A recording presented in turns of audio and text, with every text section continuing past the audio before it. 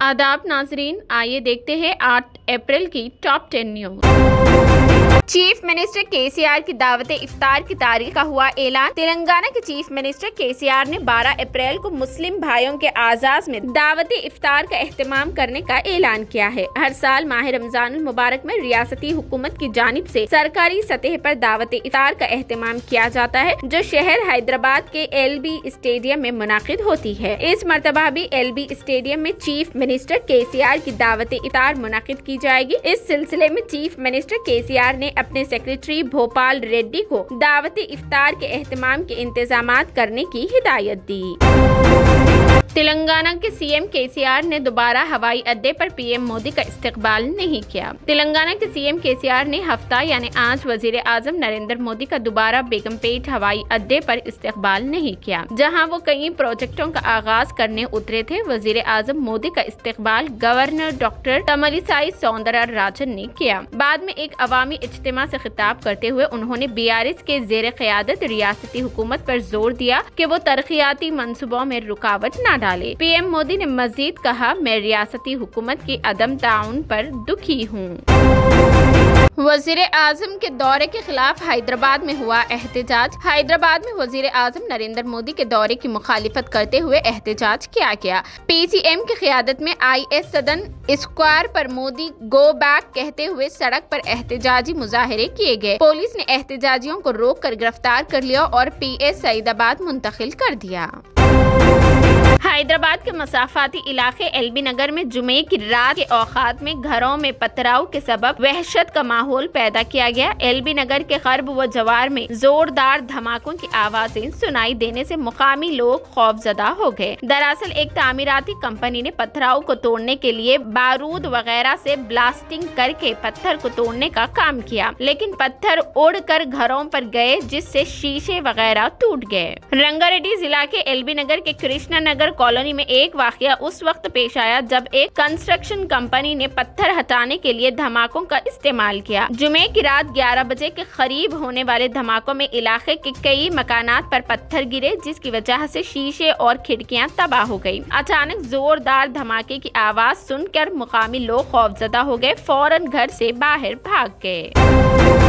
मरकजी हुकूमत तेलंगाना के ख्वाबों को पूरा करने के लिए पुरअज़म पीएम मोदी ने किया दावा। वजीर आजम नरेंद्र मोदी ने हफ्ता यानी आज तेलंगाना की तेज रफ्तार तरक्की को हिंदुस्तान की मजमूई तरक्की के लिए अहम करार दिया। उन्होंने कहा कि मरकज की एनडीए हुकूमत रियासत के अवाम के ख्वाबों को पूरा करने के लिए पुरअज़म है। मरकजी हुकूमत उसे अपना फर्ज समझती है। वजीर आजम जो जनूबी हिंदुस्तान के 2 रोजा 3 रियासती दौरे पर हैदराबाद पहुंचे थे, आज तेलंगाना में 11,300 करोड़ रुपए से ज्यादा के मुख्तलिफ तरक्याती प्रोजेक्टों का इफ्तिताह और संग बुनियाद रखा गया। इस दौरान उन्होंने सिकंदराबाद तिरुपति वंदे भारत एक्सप्रेस को भी झंडी दिखाकर रवाना किया। इस मौके पर वजीर आजम ने जलसे आम से खिताब भी किया। उन्होंने कहा कि वंदे भारत एक्सप्रेस भरोसेमंद जदीदियत, टेक्नोलॉजी और सियाहत को जोड़ने जा रही है। वजीर आजम ने मरकजी प्रोजेक्टों में रियासती हुकूमत के अदम ताउन पर अफसोस का इजहार किया, जिससे तेलंगाना के अवाम के ख्वाब मुतासिर हो रहे हैं। उन्होंने कहा कि मैं रियासती हुकूमत से अपील करता हूं कि वो तेलंगाना के अवाम के लिए बनाई जा रही स्कीमों में किसी किस्म की रुकावट पैदा न होने दें।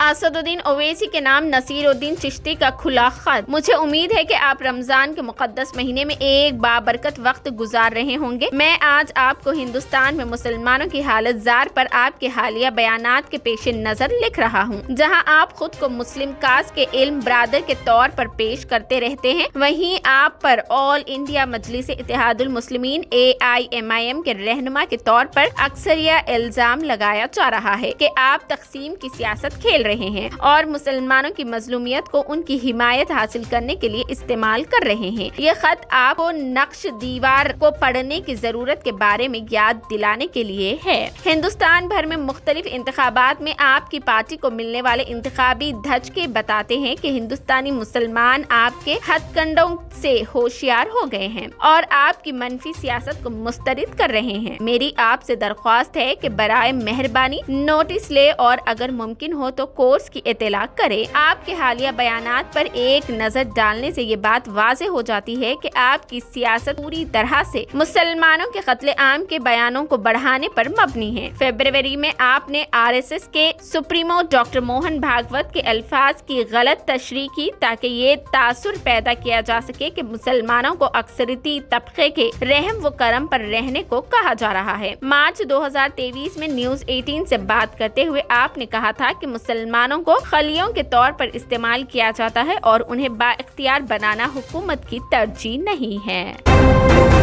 کینسر اور دل کے امراض کے لیے بھی آئے گی ویکسین، صحیح سمت میں تحقیق، بس 2023 تک کرنا ہوگا انتظار۔ کینسر اور دل کے مریضوں کے لیے اچھی خبر سامنے آئی ہے۔ امریکی ماہرین کا دعویٰ ہے کہ جلد ہی ان بیماریوں کی ویکسین تیار کی جا سکتی ہے۔ اس دہائی کے اختتام پر دنیا بھر سے کینسر اور دل کے مریض اب ویکسین کے ذریعے ٹھیک ہو سکیں گے۔ دراصل کورونا وائرس کی وبا میں ویکسین کی تحقیق نے سائنسدانوں کے لیے کینسر اور دل کے مریضوں کے لیے ویکسین تلاش کرنا آسان بنا دیا ہے۔ ایک فارماسیوٹیکل فورم نے اب تجویز کیا ہے کہ لوگ جلد ہی کینسر، قلبی اور خودکار قوت مدافعت کی بیماریوں اور دیگر حالات سے بچنے کے لیے ویکسین لینے کے قابل ہو سکتے ہیں۔ دی گارڈین کی رپورٹ کے مطابق کووڈ ویکسین کے بعد اب امریکی ماہرین ایک ایسی ویکسین بنانے میں مصروف ہے جو کینسر کی کئی اقسام کے ٹیومر کو ختم کر سکتی ہے۔ یہ ویکسین 2023 تک تیار ہو جائے گی۔ تحقیق میں خیال کیا جا رہا ہے کہ اگر ویکسین تیار ہو جائے تو لاکھوں لوگوں کی جانیں بچائی جا سکتی ہے۔ فارماسیوٹیکل کمپنی موڈرنا کے چیف میڈیکل آفیسر ڈاکٹر پال برڈن نے کہا کہ یہ فورم 5 سال سے کم عرصے میں ہر قسم کی بیماریوں کے لیے اس طرح کے علاج کی پیشکش کر سکے گی۔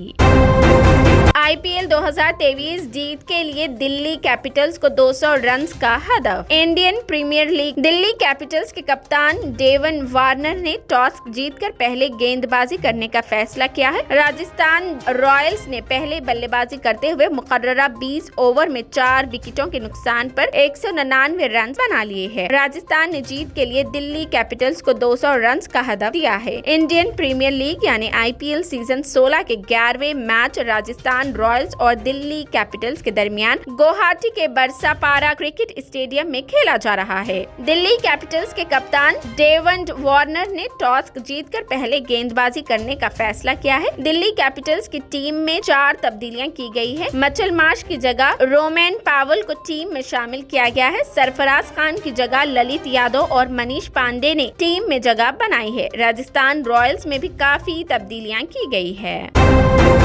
ٹویٹر پر پھر واپس آ بیٹھی نیلی چڑیا، ایلون مسک نے لوگو کو کیا تبدیل۔ مائکرو بلاگنگ سائٹ ٹویٹر کا لوگو ایک بار پھر تبدیل ہو گیا ہے۔ دنیا کے دوسرے امیر ترین شخص ایلون مسک ٹویٹر کی کمان سنبھالنے کے بعد کئی تبدیلیاں کر چکے ہیں۔ 4 اپریل کو انہوں نے ٹویٹر کے لوگو سے اس کے آئیکونک پرندے کو ہٹا کر اس کی جگہ کتے کی تصویر لگا دی تھی، لیکن جمعہ 7 اپریل کو ایلون مسک نے ٹویٹر کے لوگو پر ایک بار پھر نیلے رنگ کا پرندہ لگا دیا ہے۔ ٹویٹر کے chief executive officer CEO Elon Musk نے ٹویٹر کے لوگو پر ابھی جس کتے کی تصویر لگائی گئی تھی اسے کرپٹو کرنسی ڈاچ کوائن کے لوگو کے طور پر استعمال کیا جاتا ہے۔ ٹویٹر پر واپس نیلے پرندے کی تصویر ڈالنے کی وجہ معلوم نہیں ہو سکی۔ یہ تبدیلی صرف ویب ورژن پر کی گئی ہے، ایپ پر نہیں۔ اب نیلے پرندے کا لوگو پھر سے ویب اور ایپ دونوں پر نظر آ رہا ہے۔ مقبول سوشل میڈیا سائٹ ٹویٹر کا آغاز جولائی 2006 میں ہوا تھا۔ اس کا قیام جیک ڈورسی، نووا گلاس، ایوان ویلمز اور